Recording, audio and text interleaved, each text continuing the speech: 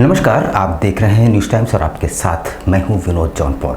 तो आइए खबरों में आगे बढ़ते हैं। सिंहभूम समेत 4 लोकसभा सीटों के लिए आज झारखंड में प्रथम चरण का मतदान हुआ, जिसमें मुख्यमंत्री चंपाई सोरेन समेत अर्जुन मुंडा व अन्य ने मतदान किया। इस बार मतों का प्रतिशत बढ़ाने को लेकर प्रशासन ने काफ़ी मेहनत की और परिणाम भी संतोषजनक रहा। सिंहभूम संसदीय सीट पर अच्छी संख्या में लोग मतदान करते नजर आए। अपराह्न 1 बजे की बात की जाए तो लगभग 42% से अधिक मतदान संसदीय सीट के प्रतिशत विधानसभा क्षेत्र में हो चुके थे।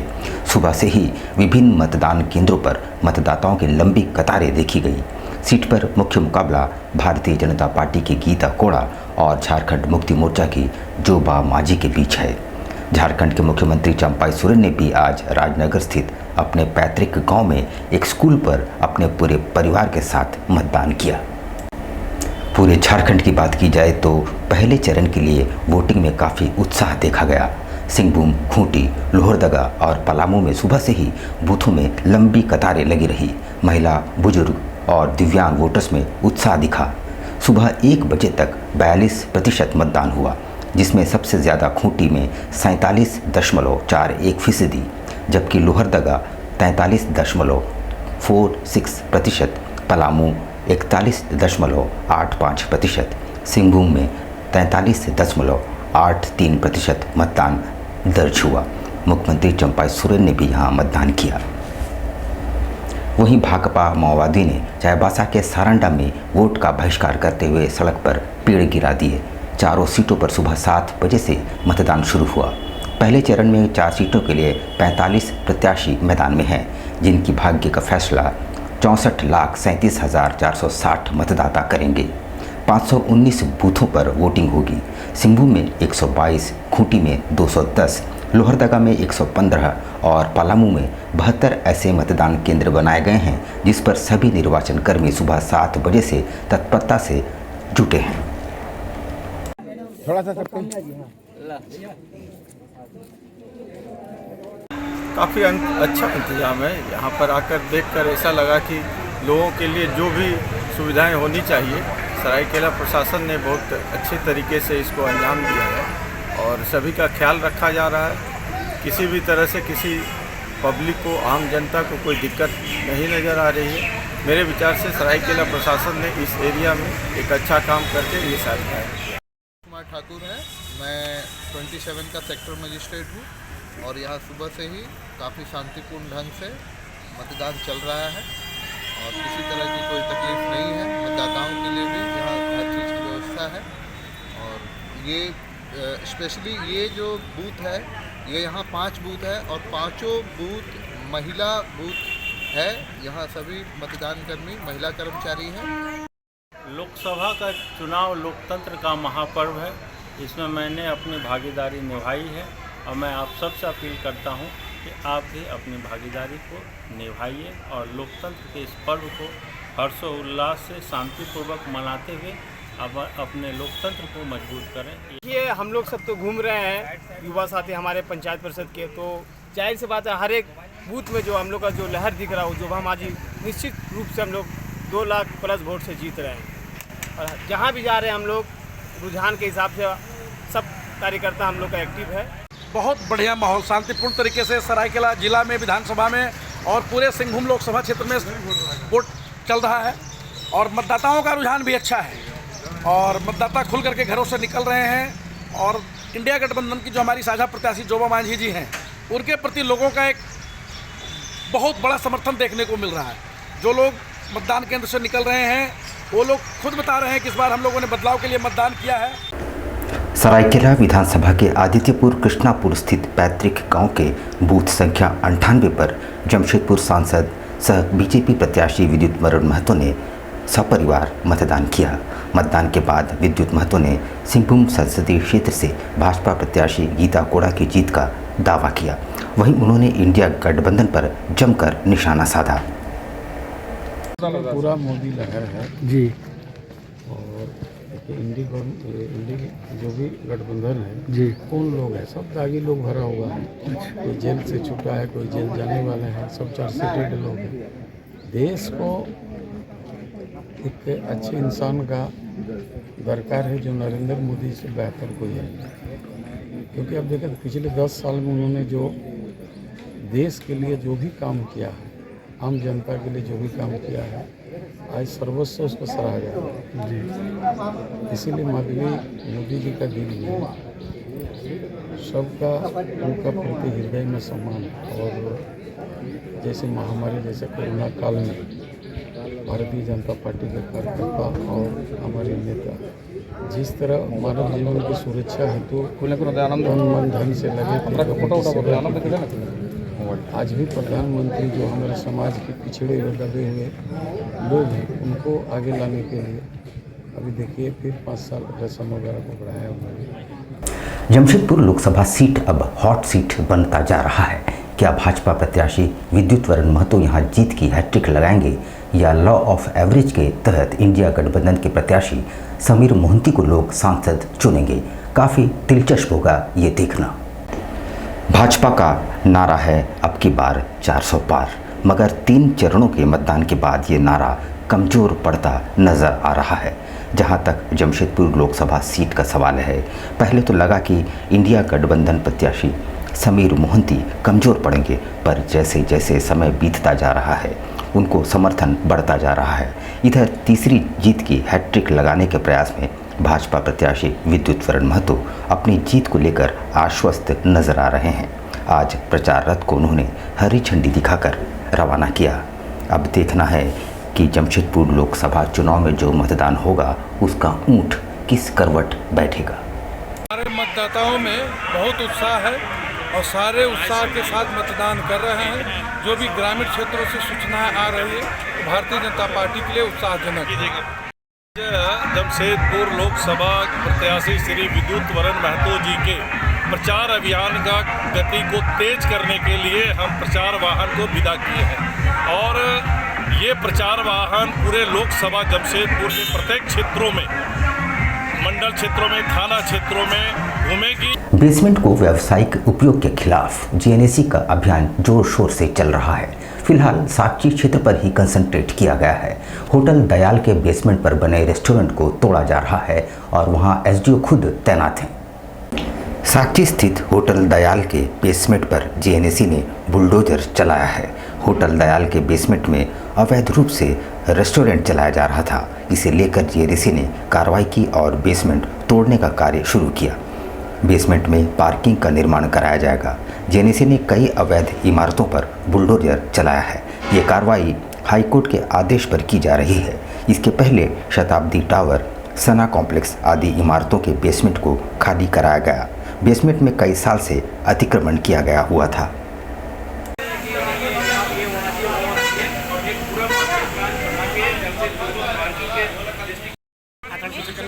जहाँ पर भी बेसमेंट्स में पार्किंग नहीं है, जो भी मल्टी स्टोरी बिल्डिंग है, जो जीएनएसी के द्वारा मैप पास है, उसके अलावा कुछ भी कार्य हो रहा है उसके ऊपर हाईकोर्ट के ऑर्डर के अनुसार कार्रवाई की जाएगी।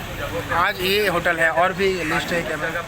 हाँ, लिस्ट ही नहीं बल्कि अब तो ये आ गया है जितनी भी इस तरह की बिल्डिंग्स हैं उन सभी में हम लोगों को कार्रवाई करके जल्दी से जल्दी हाईकोर्ट को एफिडेविट सौंपना है। तो उसके लिए हम लोग कोशिश कर रहे हैं कि जितना मैक्सिमम से मैक्सिमम लोग हैं उनसे इनफैक्ट हम लोग ये अनुरोध भी करेंगे कि जो भी इस तरह की बिल्डिंग्स हैं, मल्टी स्टोरीज बिल्डिंग है, वो लोग अपने बेसमेंट में क्यों ना पार्किंग को बढ़िया से डेवलप कर लें ताकि हम लोग इस तरह का अभियान हम लोगों को और ज़्यादा तोड़फोड़ ना मचाने। उधर दूसरी ओर आदित्यपुर थाने में मौजूद पुलिसकर्मी तब हतप्रभ रह गए जब 2 अधेड़ वहां पहुंचे। इनमें से एक खून से लथपथ थे और उसे कई स्थानों पर चोटें आई थी। आदित्यपुर थाना परिसर में उस वक्त अफरा तफरी मच गई जब खून से लथपथ एक अधेड़ दूसरे अधेड़ के साथ थाना पहुंचा। उनके हाथों में रॉड। पूछने पर लहूलुहान व्यक्ति ने अपना नाम अशोक कुमार बताया। उसने बताया कि वो पेशे से दर्जी है और किसी कार्य के लिए बाजार गया था। वहाँ नशे में धुत एक व्यक्ति आया और उसके साथ उलझ गया। अशोक ने बताया कि सामने वाले की हरकत देखकर वे दुकान लौट गए। इस बीच वो हाथों में लोहे का रॉड लेकर दुकान पर भी आ धमका। बीच बचाव कर नशेड़ी सहित थाना पहुंचा।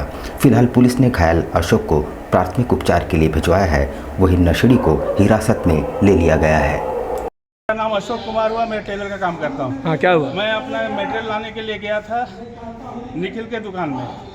वहाँ से मेरे एक दोस्त दिखाई दिया, एक दुकान में बैठा हुआ था। हम उससे बात करने लगा। ये पी करके वहाँ पे खड़ा था, मेरे को बोल रहा है कि तुम चुप रहो। हम बोला भाई क्या बात है, क्यों चुप रहे? तो बोलता तुम चुप रहो। वहाँ मेरे साथ हाथापाई करने लगा। हम वहाँ से किसी तरह भाग करके अपना दुकान आ गया सल्टाट। ये मेरा दुकान में उतना बड़ा रड ले करके आया मेरे को मारने के लिए। फिर भी हम चुपचाप बैठा हुआ था। मेरे को बोलता मार देंगे मार देंगे। हम बोला जाओ तुम पिया हुआ है, तुम अपना घर जाओ। मेरा ऊपर वो मार दिया। अब अंतिम संस्कार पर भी ग्रहण लगने लगा है। अपनी विभिन्न मांगों को लेकर स्वर्णरेखा बर्निंग घाट के कर्मचारियों ने काम ठप कर हड़ताल आरंभ कर दिया है। इससे वहां अंतिम संस्कार के लिए पहुंचे लोगों को घंटों इंतजार करना पड़ा। स्वर्णरेखा घाट के कर्मचारियों ने सोमवार को हड़ताल कर दी। हड़ताल के बाद अंतिम संस्कार का काम कई घंटे तक बाधित रहा। बर्निंग घाट पर हड़ताल देखकर लोग परेशान रहे। कई लोग शव का अंतिम संस्कार करने के लिए आए थे। इन लोगों को बिष्टुपुर के पार्वती घाट जाना पड़ा, वहां अंतिम संस्कार किया गया। बर्निंग घाट के कर्मचारियों के हड़ताल करने की जानकारी मिलने के बाद भाजपा नेता पवन अग्रवाल मौके पर पहुंचे। उन्होंने कर्मचारियों से बात की।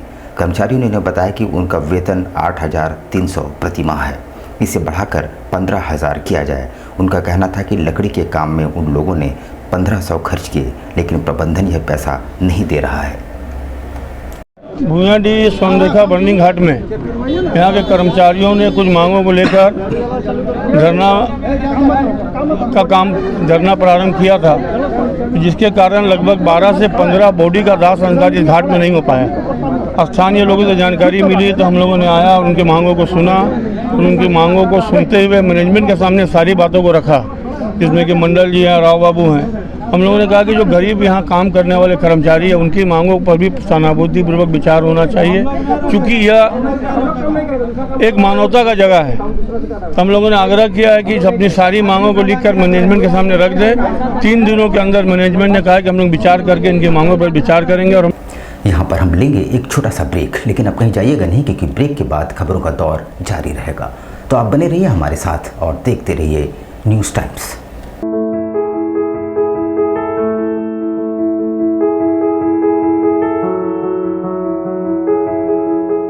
कैसे हो मनोज?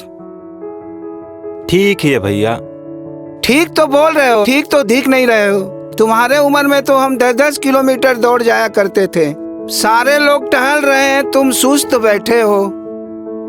वो क्या है ना भैया कि थोड़ा प्रॉब्लम हो गया है।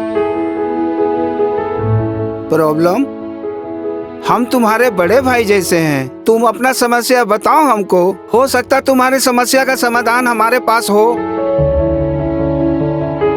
वो क्या है ना भैया कि हमको पाइल्स हो गया है। बहुत सारे डॉक्टर को दिखाया, लेकिन कहीं पे कोई आराम नहीं मिला। बस इसी को लेकर परेशान है।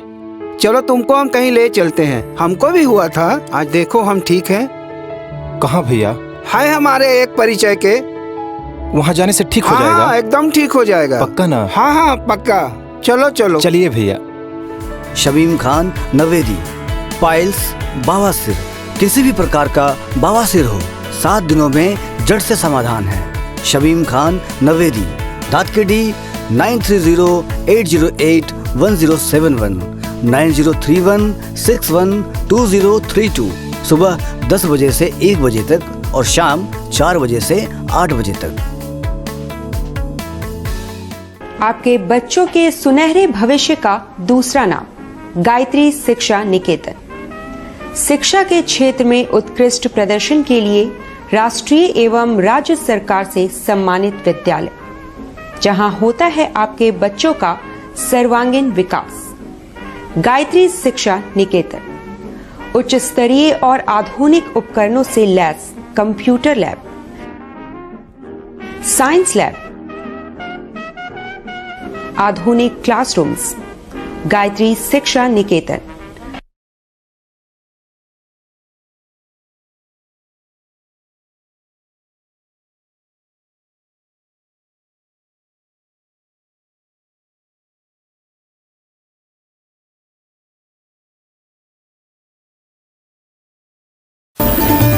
Indian Bakery, specialist in cakes and confectionery items.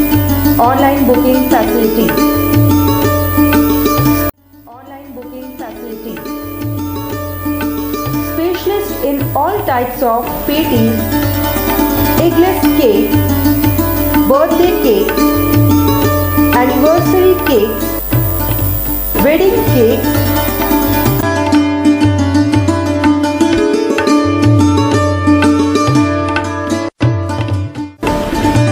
cream rolls, fruit cakes, marriage anniversary cakes, and school order specialists. Please do visit with your friends and family.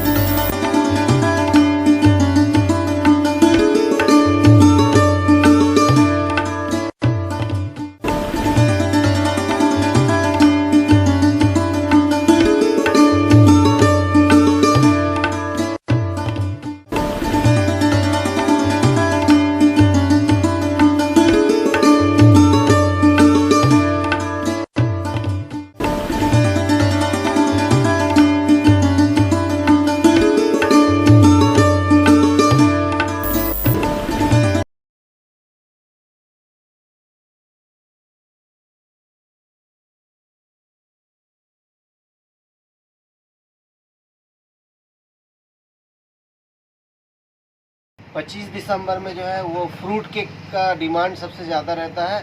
अभी fruit cake, plum cake, walnut cake और अभी chocolate brownie cake बहुत ज़्यादा customer का demand है। तो हम लोग ब्राउनी केक बहुत ज़्यादा बनाए हैं, फ्रूट केक भी बनाए हैं ताकि कस्टमर का जैसा रिक्वायरमेंट रहे। और सारा केक हमारे यहाँ एगलेस वेज केक मिलता है। ये हमारा इंडियन बेकरी न्यू रानी कुदर में हमारा शॉप है। जिन कस्टमर को भी चाहिए वो बिना झिझक आए हमारे इंडियन बेकरी न्यू रानी कुदर में, और हर तरह का केक आपको मिल जाएगा। आपको रिजनेबल प्राइस में मिलेगा, रिजनेबल रेट